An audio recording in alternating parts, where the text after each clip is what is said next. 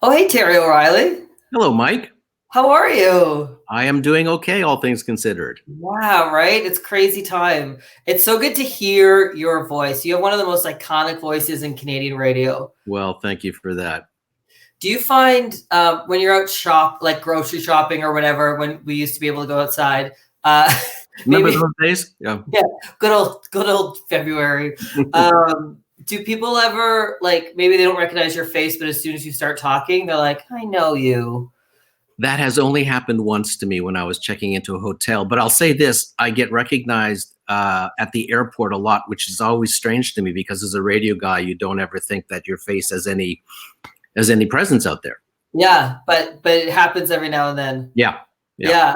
So people know you. I mean, for Under the Influence podcast, it's just absolutely amazing. It's honest. I've told you this in person before. It's my favorite because it's about teachable moments. So it's not necessarily too inspirational in terms of just go out and work hard. It's like here's what brands and businesses did that worked and it didn't work, and that's how I learn. I really love it. Well, thanks, Mike. I'm endlessly curious about what makes things work and what ideas can accomplish and what doesn't work. And I love the research aspect of the show the most, to tell you the truth. The hardest part, and it's the best part. It must be so much work going into like the facts and the clips and the information you guys find. It's a family business too, right? Yes, Apostrophe Podcast Company is a family business. Yes, and a lot goes into the show. It's about, depending on the topic, it's probably about between 30 and 40 hours of research. And then it takes 12 hours on record data to record and assemble the 27-minute show. So that's how much work goes into it. Yeah. Because think about how much goes on in that show, because there's the voiceover and music and sound effects and clips. And I sometimes bring in some of my favorite actors to do funny little bits. So it's a big production for 27 minutes. But I mean, that's why it's so good though, right? That's a good lesson for like aspiring podcasters like me, that it's not a matter of just recording the interview and posting it up. It's a ton of work. Well, I always wanted the show to be not just interesting content-wise. I wanted it to be interesting sonically. That it's actually a great listening experience beyond just the actual content. Yeah. And tell people really quickly about Apostrophe, because that's it's your podcast company, right? Yes, that's right. So it's our new production company for podcasts. Apostrophe comes from our last name, the apostrophe in O'Reilly, which is the bane of our existence in the digital age. Yes. Because whenever we check into a hotel, they can't find our reservation because the apostrophe throws the computer off. Everywhere we go, the digital age does not know how to deal with an apostrophe. So that's why we, in a very funny way, chose that as our name. Oh, that's funny. We have a brand new podcast I'd love to just say quickly coming out on April 7th. It's called We Regret to Inform You, the Rejection Podcast. And in this podcast, we tell the stories, Mike, of really successful people who faced debilitating career rejection in their lives and then how they overcame that. And then we pluck out all the insights so that you can take them and run with them. Yes. Oh, that's going to be awesome. I mean, it's sort of relevant right now. I mean, not that we're all going through this rejection, but we're all maybe I was talking to Arlene Dickinson on this the other day, a reinvention of a sort, right? So people are going to have to reinvent what they want to do and how they want to do it and where they want to do it. And so these stories might be very timely. I agree, Mike. And I think because our lives and our careers are kind of on pause right now, I think your dreams don't have to be. In other words, you could really start just thinking about it and rolling it around. So that's what this show will do for you.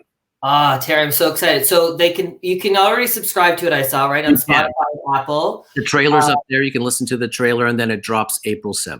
Oh, great. Is it going to be on CBC2 or is it just the podcast? It's just a podcast. Oh, awesome. It's an independent production. As Under the Influences, by the way, we license our show to CBC. Okay. Yeah. Okay. Excellent. And all right. Okay. So it's show and tell time. I'm going to start, and I thought I wanted to think of a brand with you today because you're the ad guy. And so I wanted to show you this that I picked up last year. It's a local beer company in Calgary. They made the Protest Pale.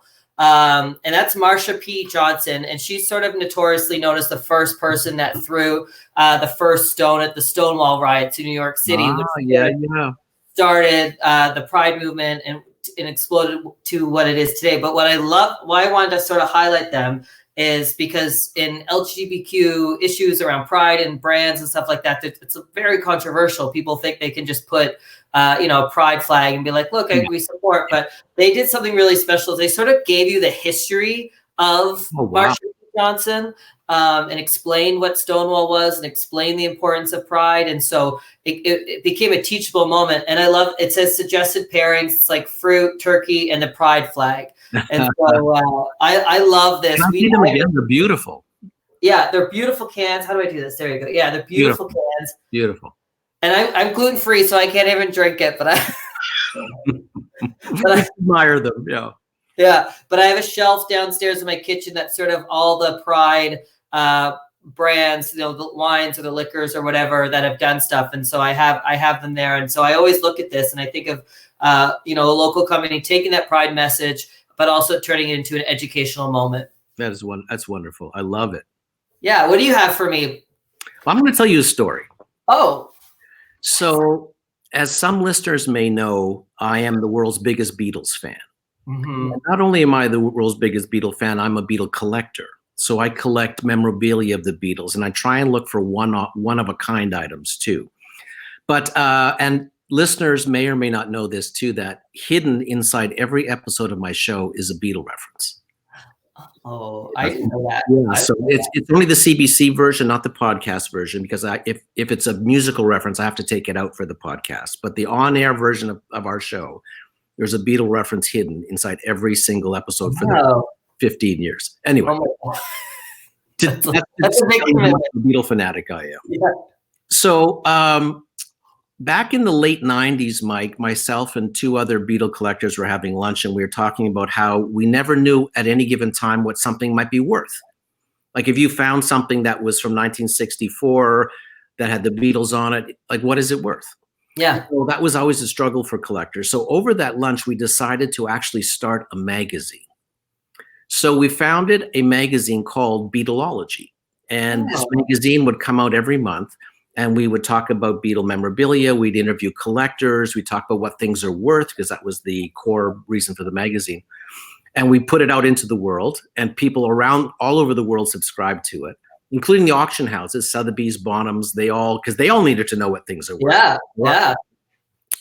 And celebrities also subscribed to it, which was always interesting to us. So, for example, Max Weinberg, Springsteen's drummer, is a big Beatle collector, so he subscribed to the magazine. And Bill Maher is a Beatle collector, and Mark Hamill is a Beatle collector. So once we realized they were collectors, we actually interviewed them so every month we'd have a celebrity interview, and they would tell us great stories. And I want to tell you just two quick ones. Max Weinberg was telling me the story of when Bruce Springsteen broke up the E Street Band many years ago and decided to go solo, and that was devastating to the band. Max Weinberg went into a state of depression over it. And one day while sitting at home depressed, he got a call from Ringo, who he did not know. Oh. And Ringo said, "I know what it's like to be in a big band and to suddenly have it break up. Come and spend 2 weeks with me." Like, how amazing is that? He didn't even know Ringo. They didn't even know. Like, I'm on my way to the airport. Sorry? I'm on my way to the airport. Like, that's what Max is saying. Like, he's just like there. And Ringo lived in Monaco and flew to Monaco and spent 2 weeks with Ringo. And Ringo literally hoisted him out of his depression. Like, that's great. A lot of Ringo stories. That's good. I love that story. Ringo is an amazing human being. He's the butt of so many jokes, which I never understand. Even that joke that's he wasn't even the best drummer in the Beatles, that's attributed to Lennon. Lennon never said that.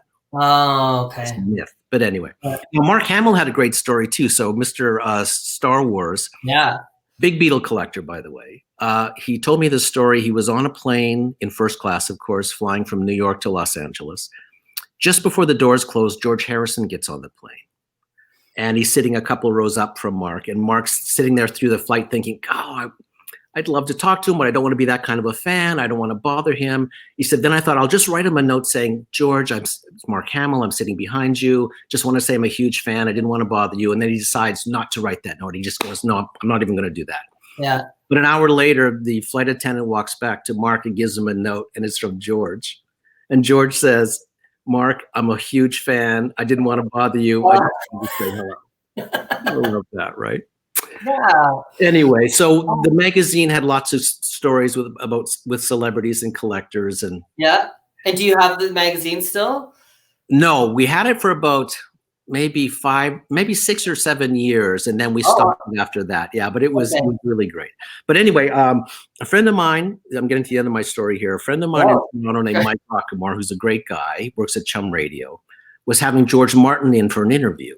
Oh, wow. And at the end of the interview, Mike gave him our magazine and told him about it. And the tape was still running, so I got to hear this. I actually have a copy of it. George is going through our magazine, looking at it, commenting on the articles.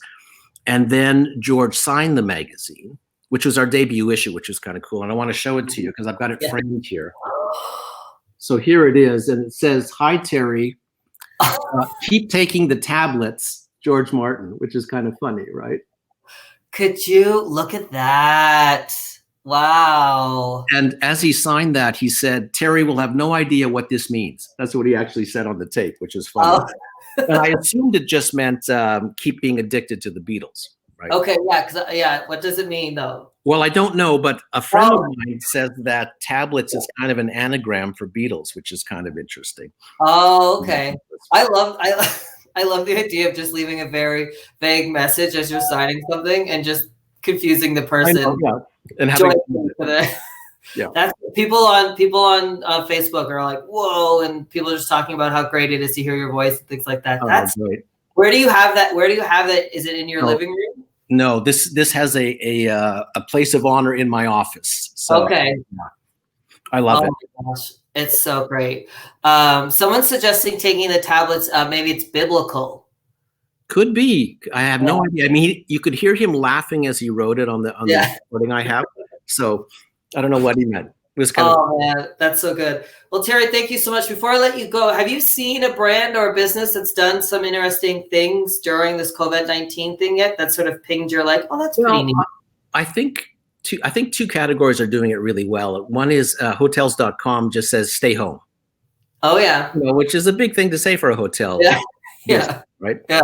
And then I think the car companies are doing it well, Mike. I mean, because I saw, for example, Chevrolet said, right now OnStar, that service you can push that if you're in trouble is a monthly subscriber thing. It's for free right now. And Wi-Fi hotspotting in their cars are free. And Lincoln will come to you. If you have a Lincoln, they'll come to your house and pick up your car for servicing, leave you alone, or you don't even have to come out of the house. So car companies really trying to give back in this time. I think that's an interest because they're really going to hurt in the next little while, right? Oh yeah, for sure. Yeah, I saw some of them doing like deferred payments, and then if you get laid off, they'll defer 8 months, no interest. 8 years, 8 years, no interest. 8 years. Wow, my gosh, I gotta get a new car. Now's the time. Yeah, exactly. Well, Terry, thank you so much. We're so excited for the new podcast, April 7th. April 7th. Yeah. We regret to inform you, the Rejection Podcast. I can't wait. Awesome, Terry. Thank you so much. Stay safe and keep washing those hands. Will do. Thanks, Mike. Hey, thanks, Terry. Bye. Bye.